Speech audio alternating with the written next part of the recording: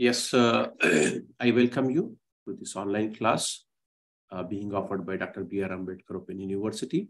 I am S.M. Fasibullah, your counselor for Course 7, that is paper title Aspects of Language and Their Relation to Literature.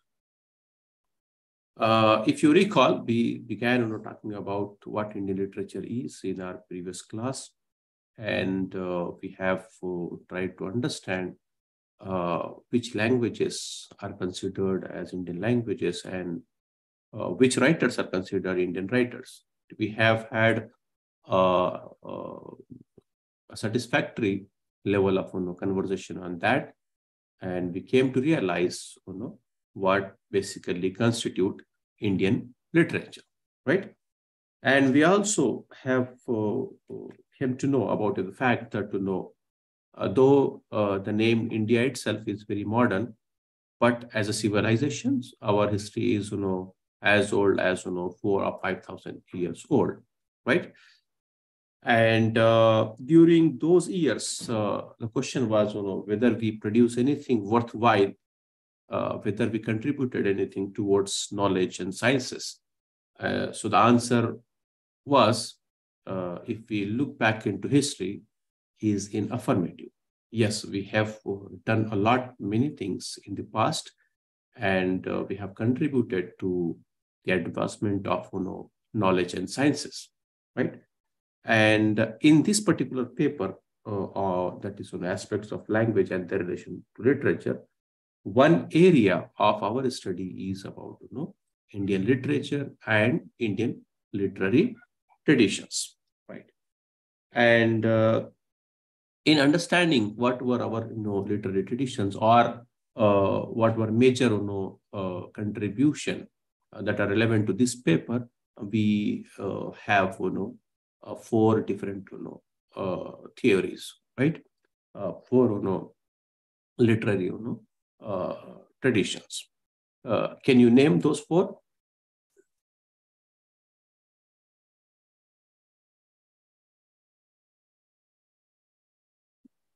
Dear students, because we are connected virtually, so your response would help me to ascertain that I am connected with you and I am talking to you. You are with me. So can you see the screen and tell me what are those four traditions?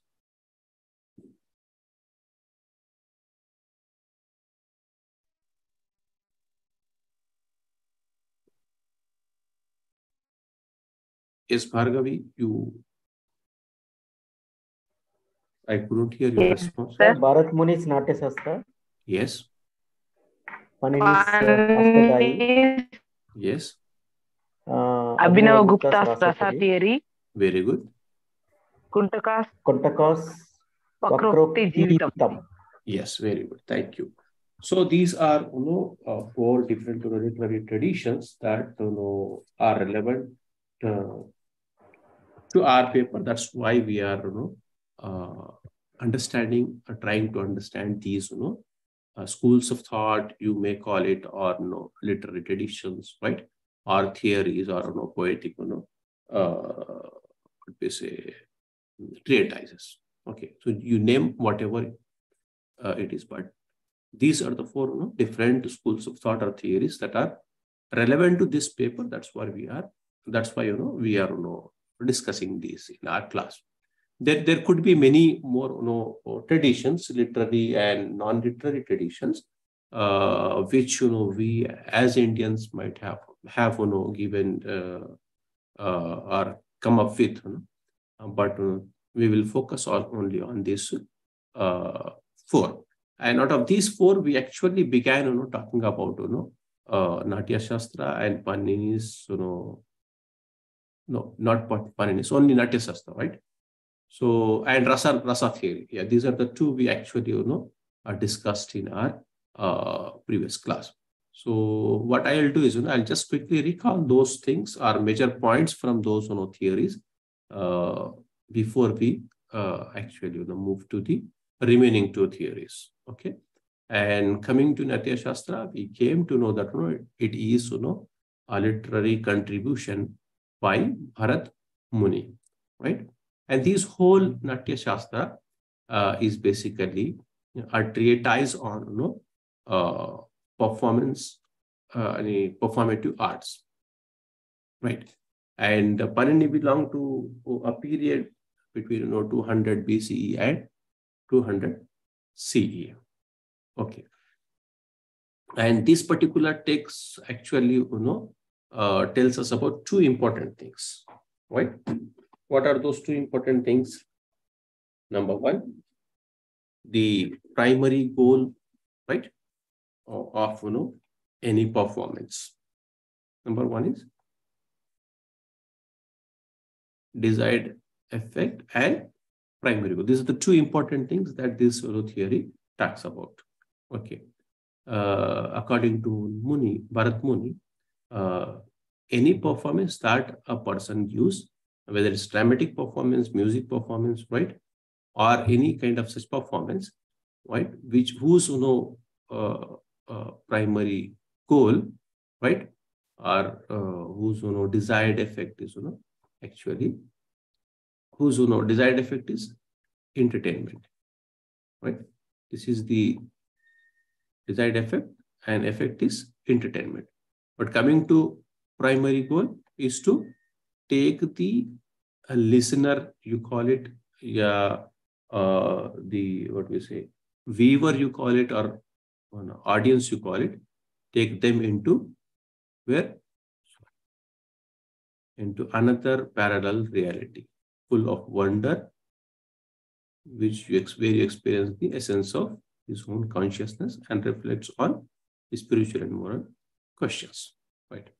Now, coming to the what we say influence of this text, we know that whenever some new theory comes, new concept comes, people read, people understand, people follow, and some people would agree or disagree with that, and those who agree or disagree will add to that particular theory. We know this through the example of Plato and Aristotle.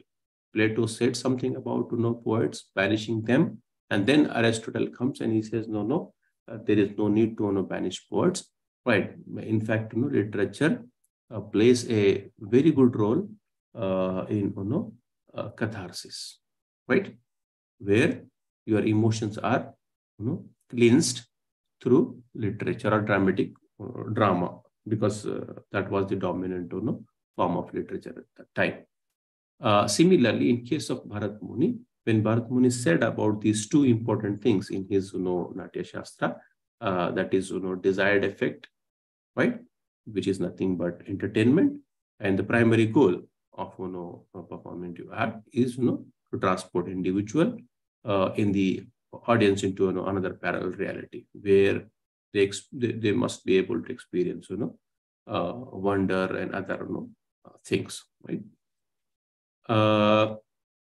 So as an influence, it influenced one particular what we say a person, which is Abhinava Gupta.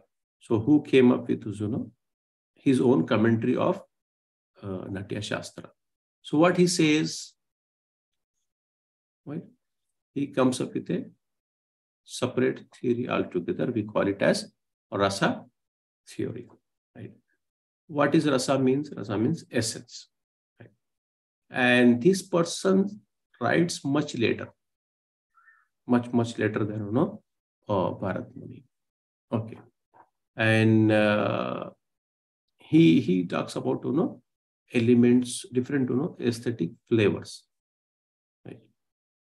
Or when we go for a performance art, when we go for dancing, when we go for singing, right, or any such activity aimed at entertainment, he says that there are multiple feelings that you can control, that you need to be aware of, and that you as a performer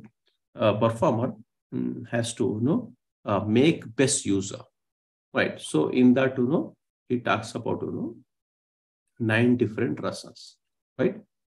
1, 2, 3, 4, 5, 6, 7, 8, and 9. Okay, so there are 9 different rasas that has to be taken care of by the performer or made purposeful use of those 8 different rasas. If you go and check at your text, it is on page number 169, and you have those elements such as rati, which is love, hasa, which is laughter, soka, which is great, krodha, which is anger, etc. Okay, so because the desired effect, according to Bharat Muni, is to entertain. So in order to entertain, you have to make sure as a performer you make best use of these various rasas, and this is what actually Abhinava Gupta is telling us through his new theory, which is conceptually based on the work of Bharat Muni. I hope you are clear so far. I hope we covered the major points from our previous discussions on Indian literature. Is it clear, dear?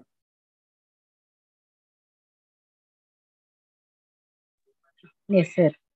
Yes. Okay. So what we will do is we'll move on to other schools of thought or other traditions. Okay.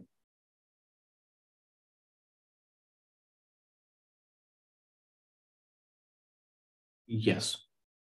Now we will talk about Panini's Astyathyayi. Okay. Now we know that when we talk about literature, we also have to talk about what? Language, right? Because language and literature are two interrelated things, right? Any discussion on say language, and any discussion on literature begins with language. Okay, because it is language that comes first, and then things develop at much later stage and turn into literature. People start writing literature at a very much later stage, right? Language remains primarily a spoken phenomena. Recently, I mean, just a day ago, I attended one very interesting talk by one of the prominent Indian linguist, right? Her name is Dr. Peggy Mohan, right? She teaches in Ashoka University, and she delivered the talk on Urdu, right? It is generally believed that Urdu started around 13th or 14th century, right? In India, and many people many researchers believe that Urdu started at this very place which you and I belong, where this particular university is located, that is Deccan region in Hyderabad, and around Hyderabad. So it is believed that Urdu started from this region and it went to Delhi and it's prospered there, right? This is generally held belief, right?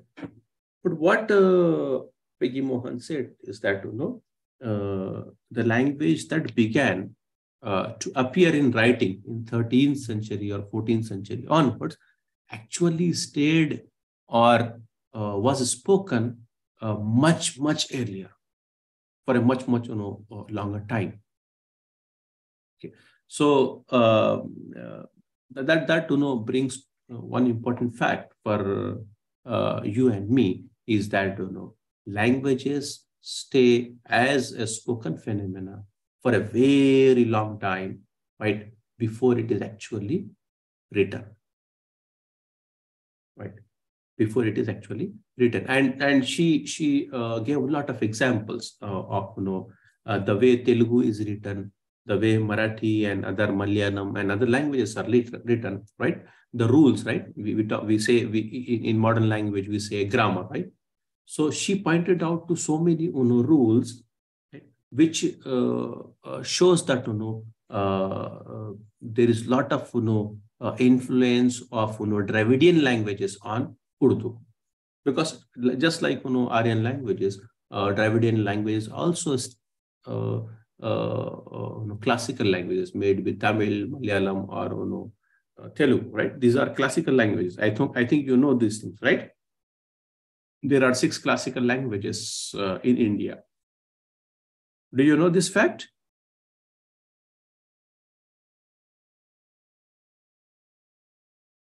There are 6 classical languages in India. Among those 6 languages, 3 are from South. Okay. So Telugu is one classical language. So what that expert said that there are a lot of influence, especially at structure level, that is grammar level of these Dravidian languages on Urdu.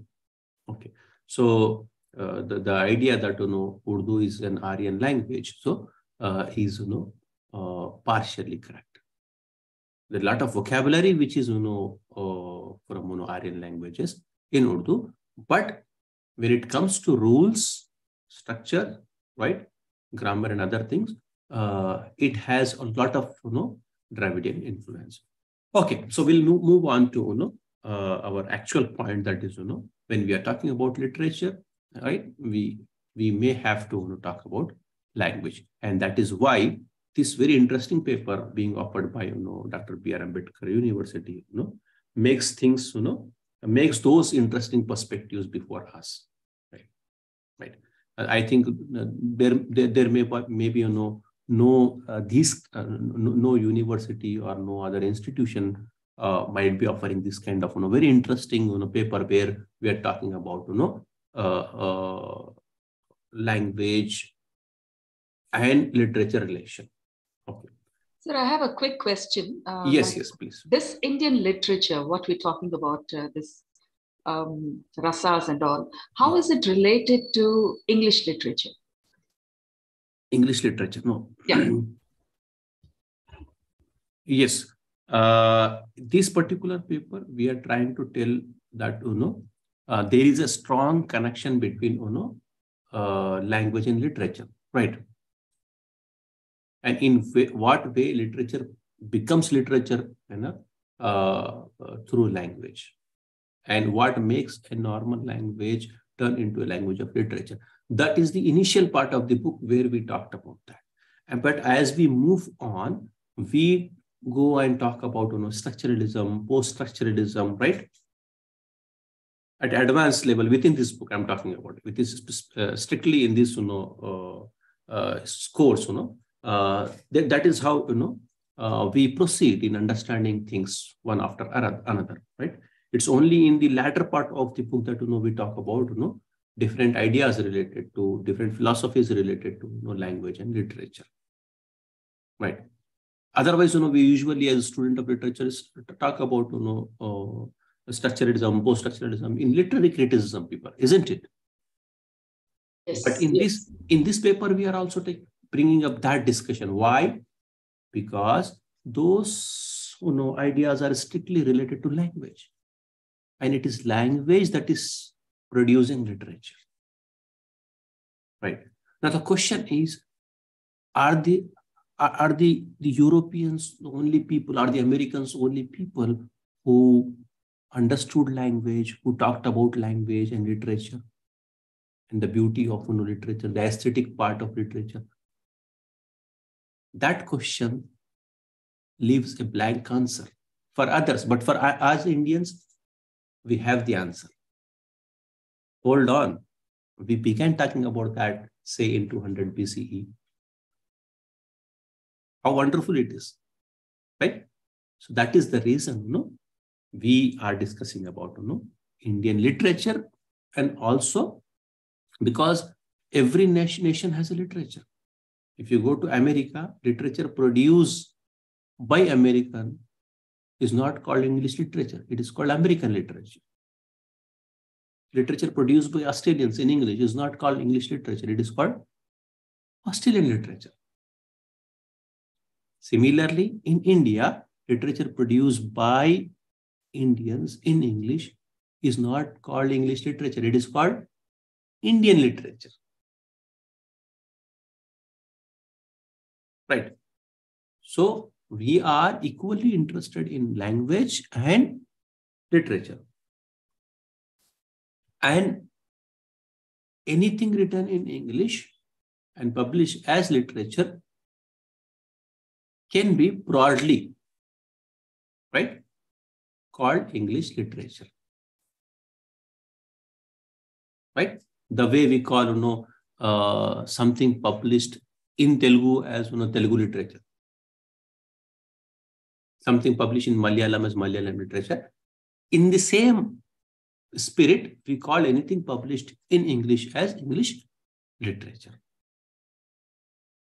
So we have two different kinds of categorization or classification of literature. One is based on nationality. The other is based on language in which it appears. Because we are interested in both in this particular paper, we are focusing on Indian literature, and within Indian literature, we can take into consideration Bengali, Malayalam, Telugu, Urdu, all kind of literatures that we produce as a country. And overall, these bouquet of literatures is called Indian literature because it comes from India, because it is from one or the other Indian languages, because it talks about Indian traditions, because it is produced by Indians. That is why it is called Indian literature. So to answer the Europeans and people who don't know that civilization starts with Europe, right? Literature starts with Europe. Understanding the complexity or the whole science behind language starts with Europe. To such people, answer from India is, hold on dear, we have begun long before any other civilization even thought about it. You may be at that time hunter and gatherers. You may be busy living in the dark age. Even in that time, we were talking about as advanced, I think, as the science of the language. And one such science is, the Panini's, Astadhyayi. What is it? Astadhyayi. Astadhyayi. Yeah, Astadhyayi. It's a grammar, actually. Now, if somebody can read it, that would be, wonderful. And it will make our session even more, interactive. Any volunteer who could read the bullet points on the Yes, paper? please. The Ashtadhyayi is the treatise on grammar. It is generative as well as descriptive. It sums up in 4,000 sutras the science of phonetics and grammar that had evolved in the Vedic religion. Panini divided his work into 8 chapters, each of which is further divided into quarter chapters. It defines morphology and syntax of Sanskrit language and distinguishes between uses the spoken language and is the language of the sacred text. Yes, thank you so much. No, see, one particular gentleman with the name, Noam Chomsky. You may have heard of his name by now in your, journey of, understanding English literature, right? Have you heard of his name, Noam Chomsky? Yes, sir. Yes. So, Chomsky is, is considered as he is still alive. Okay, he's still alive. He's an American. He is considered as a person who revolutionized the whole, study of language. He is as great as a Shakespeare of literature when it comes to language. Now he talks about things like LAD, language acquisition device, right, and performance and competence, right, as to different things, to different capabilities of a human being. when it comes to producing the language. In one of my offline class, I talked about that, right? Performance and competence, the idea that Chomsky gave.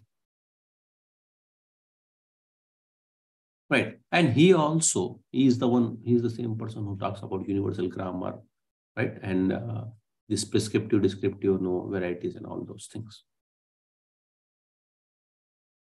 Now the question is, he began talking about that in 20th century. And other European people started talking about these grammar things in 20th century or a century earlier, 18th century. Even if they had, say, started talking about these things in 15th century. Now, we as Indians began talking about the same thing in a very clear way, long ago, thousands of years. And Panini, the treatise, the essay that he has written, or the way in which he explained what grammar is, right, and all these things, right, related to morphology and syntax and all these, right, the structure, the underlying structures behind it, and how words, functions or role of the different words, right, all those things he talked about long ago. Even before there was something called a name called grammar, right? There are two different types of grammar you and I are very familiar with, right? And in fact, we have been taught that prescriptive grammar throughout our life, right? We are taught grammar rules, different parts of speech, noun, pronoun, these, that, right? And structure of sentence and all those things in a very prescriptive manner. The way doctor prescribes medicine, you do this, take this in the morning, in the afternoon, and before bed. Similarly, that kind of grammar, the way it is taught, is called prescriptive grammar. There is one more type of grammar, that is descriptive grammar. One wonderful thing is, similar thing is discussed by Panini, right? Discussed by Panini in his treatise on grammar, right? Which is Ashtadhyayi. What is it? It contains 4,000 sutras. Can anyone tell me what is a sutra?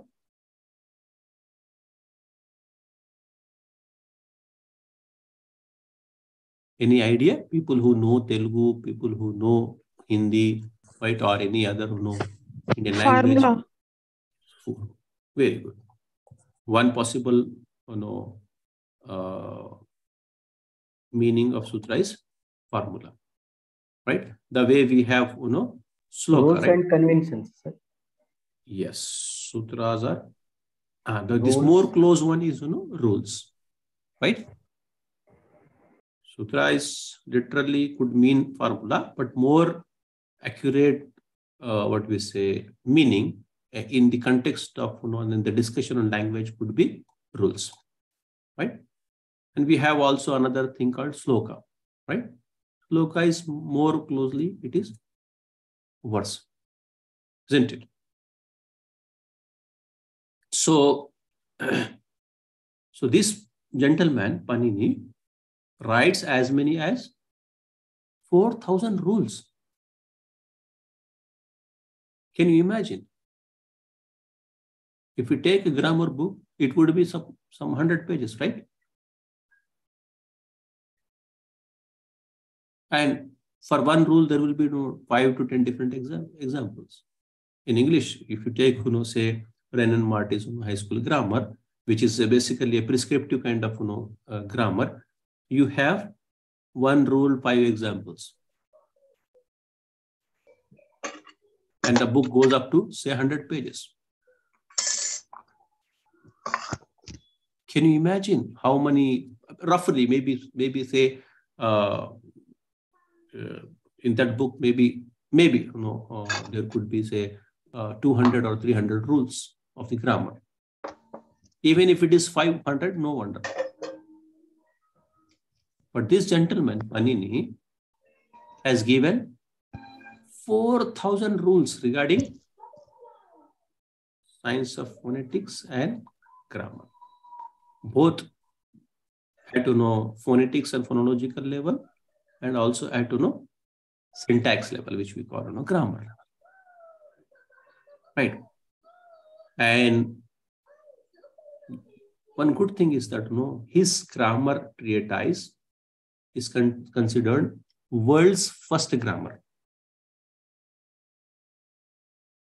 It is now rightfully acknowledged that Indians are the first to give any treatise on, or any book on, or any concept of grammar. And Panini is known for contributing world's first grammar book, you can call it, or grammar rules. Okay. Now we know that his work is divided into 8 different chapters, which is further divided into quarter chapters. What it talks about? Morphology. Morphology is about how words are formed, right? And then syntax, which is nothing but structure rules. In sentence formation, you follow a lot of rules, right? What to keep where, and how you can turn the basic things, right? You learn about sentence transformation, phrase structure, right, and clause structure, all those things. I'm talking with reference to English, because you and I are familiar with that, and this particular paper is part of the English studies that we are doing in the course.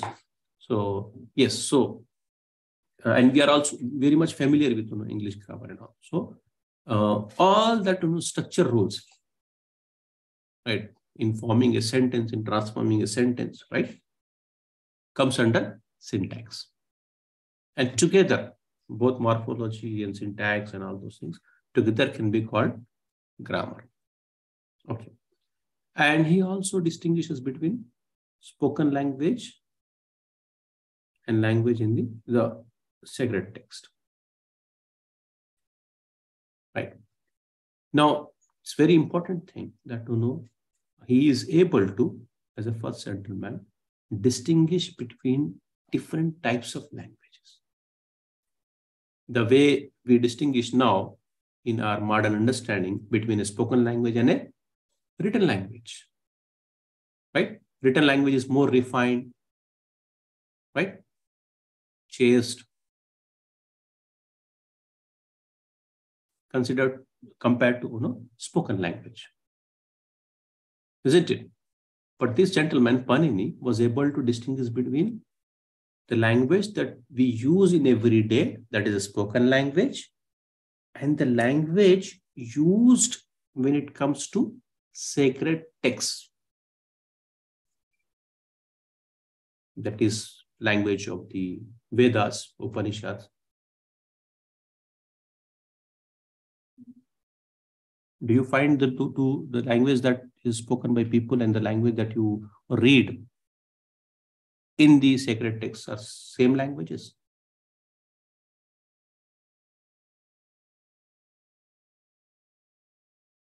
Do you think those two are same? No, sir. No. There is a lot of difference. Yes, which means though he did not he may not have had that intention of writing completely on what and how spoken language is different from sacred language in detail as a separate work, but he was correct in pointing out that these two are different languages structurally, because he's talking about grammar. So based on grammar, based on the morphology and syntax, right? These two different languages are different. And that is what we study in this paper. And in the beginning of this particular paper, we talked about everyday language and language of the literature. Isn't it? Same thing, same idea we discussed in the beginning of this paper.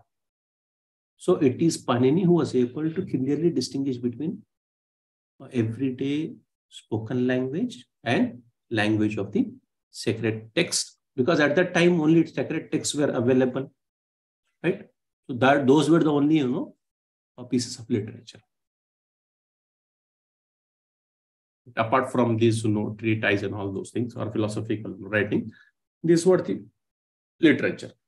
So Panini was able to clearly distinguish between spoken language and a written language. And let me also point one important interesting fact when it comes to Vedas and Upanishads is that these texts are more poetic when it comes to structure, isn't it? This text, right, whether it is Upanishads or Vedas, they are more poetic in nature.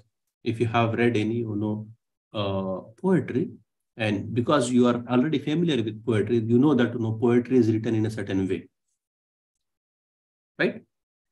When you write poetry, you also pay attention to how it sounds to the listener, to the reader. You take care of the rhyme, rhythm. You also take care of meter and all those things when you write poetry. So sacred texts have that tendency, and that is one of the features that make it a language of literature. Isn't it? We discuss about figures of speech and all those things. So those things are there in these sacred texts, that makes it different from a normal spoken language. Do you recall anything from Veda or Upanishad to give just one example here in the classroom? Anybody? Or do I have to give one example to you so as to make a distinction between a normal language and a sir Bhagavad Gita లేదు సాయితే ఆంధ్ర గురించి లేదు ఆ సీతమ్మ గురించి కూడా నందీశ్వరుని గురించి దాంట్లో కొంచెం అంత. Okay, let's just take one generic example which is coming to my mind right now, which is a part of sacred text. We can call it sacred mantra or sacred what is sloka, right? We often hear, you and I being Indian, we have become used to hear these particular verses which I am going to recite it before you, right?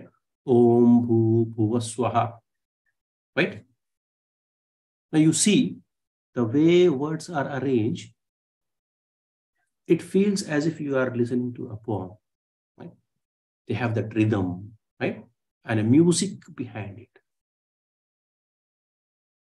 Tat Sat Vitur Tare, right? Isn't it? Anybody remember this? Very beautiful, Gayatri Mantra. Sir, it is called Gayatri Mantra. Yeah, I know. It's called Gayatri Mantra. I'm not able to specifically give example from Vedas because I'm not very much familiar with Vedas and Upanishad. I know for the fact that there are 4 different Vedas, right? Rig Veda, Yajur Veda, and Atharva Veda, Sama Veda. But I haven't read it, so I cannot supply an example right now to you. But yeah, one particular sloka came to my mind, one mantra came to my mind, that is Gayatri Mantra, which I have heard, and probably you might have heard and recited as well in your life, right? So that is Om Bhuva Swaha Tat Sat Vitur Tare. So what I'm trying to tell you is if you hear this language, if you read this language, this is very beautiful. It's very completely different from a normal spoken language. So Panini was able to distinguish between these two different varieties. Right? Any questions before we move to another one? No questions?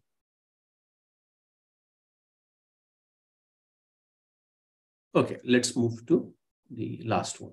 Okay, Kuntaka Sono Vakrokti. Anybody would like to volunteer to read the points?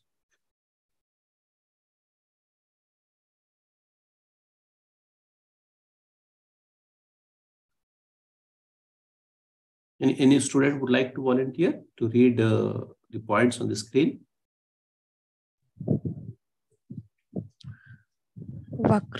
Vakrokti Siddhanta or theory of oblique expression. The word Vakrokti the first component is poetic expression of speech. It is manifested at 6 levels in language: phonetical, the lexical level, the grammatical level, the sentential level, contextual level, and finally, Okay, thank you, Lata. I think there was some disturbance, technical disturbance. Because of that, your voice was not, what we say, clear. There was a lot of interruptions. I'll read it out and I'll explain it to you. This concept of Vakrokti is given by Kuntaka. Okay, remember this. Vakrokti Siddhanta is the theory, right? And that theory in English means, theory of oblique expression. What is it called? Oblique expression. Remember this. Vakrokti Siddhanta is nothing but theory of oblique expression. What does that mean? So obviously, we have to go back and check what this Vakrokti means. So Vakrokti consists of two different parts. Vakra and Ukti. That is Vakra and Ukti. Vakra means crooked, indirect, or unique. You can call it also it as an oblique. Okay. Ukti means poetic expression or speech. So here we are talking about, crooked speech. Right? We're talking about crooked speech, which means, we are talking about a speech which is not normal, which is not direct. Teda karna bolte hain, thoda teda, right? So that is what we are talking about. At times, when we hear people, right, and we say, direct cheppu, what do you want? Which means he is trying to tell you or explain you things not in a straight way. Indirect way, ghuma ke, right?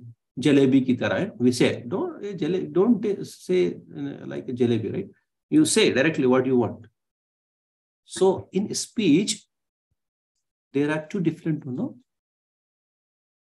possibilities. One is a normal and direct speech, which, say, for example, the one that I am using is a direct speech. You are able to clearly understand it. What if I use a lot of, figures of speech in my language? A lot of, expressions which are cultural specific. Right? What would happen? The meaning will not be clear immediately. The listener will have difficulty in understanding it, or the reader will find it difficult to understand? It is because the language is not straightforward, not direct, because the expression, the language, the speech is crooked, indirect, or peculiar, we also call it. So this particular theory talks about this crooked speech thing. And how a normal speech becomes crooked, or at what stages or what levels a normal speech become crooked, is what clearly explained by Kuntaka. He says this crookedness, this tedapan, right? Jalebi ki tarah jo teda ho jata hai. In speech specifically, it happens at 6 different levels. First level is what? Phonetic level. Second level is lexical level. Third level is grammatical level.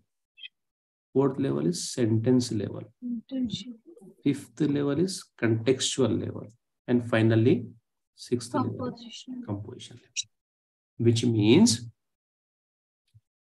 a speech, right, or a written language can become difficult, can become indirect, can become crooked,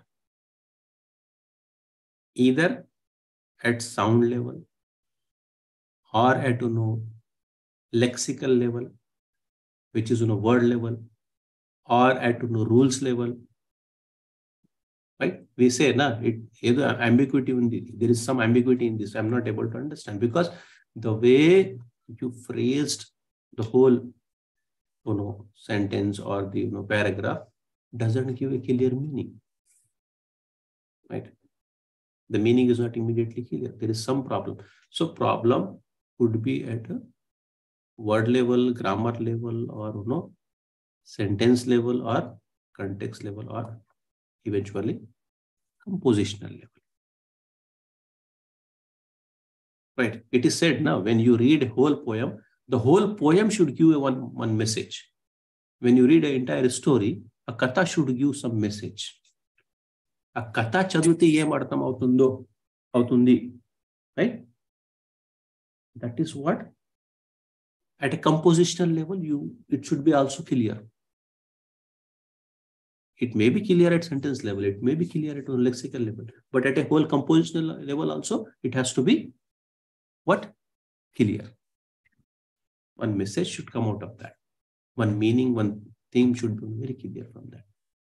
So something or anything that we speak or that we write may become oblique, may become indirect or crooked, either at phonetic level, that is sound, lexical level, that is word level, grammatical level, right?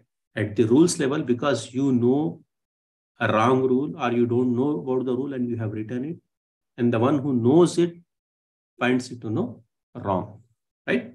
Then sentence level, the way you construct the sentence, right? The way you express your idea in the sentence, that level also, or contextual level, right?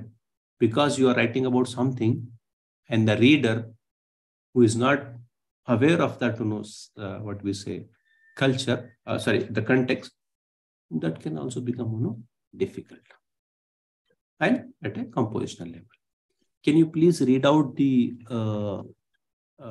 six different terms he used, Kuntaka used in his Vakrukti? So phonetical? No. The actual terms that he has used. Okay, sir. Varna, Vinyasa, Pada, Purvardha, then the Pada, Paradhya, then Vakya, then Prakarna, and last is Prabandha. Very good. So, yes, these are the 6 different levels at which a speech can go wrong. And time and again, questions on Vakrukti and Rasa theory, right, have come. So I urge you to note down the points that we discussed and try to explain that in your answers as clearly as possible. So I think we have almost reached our time, and I think it's time to close the class. What we'll do is we'll discuss further remaining things in the next class, or I request, if you have any topic in mind that you need me to explain that, you can please tell me right now, so that I can come prepare and we can discuss that. Otherwise, I'll go with the whatever is left in the course. What do you suggest? Is it good to take up a new topic which you want me to explain? Second block, sir. Second block. No, you don't tell the block. Within the block, there are different units, and within the units, you have so many topics also. So if you give me a specific topic, you tell me the name of that specific topic, then I can take it up. Poetic function. Poetic function of the language. Analysis of literary language, poetry. 2 lessons are important. Mm-hmm. Because it belongs to poetry. Okay.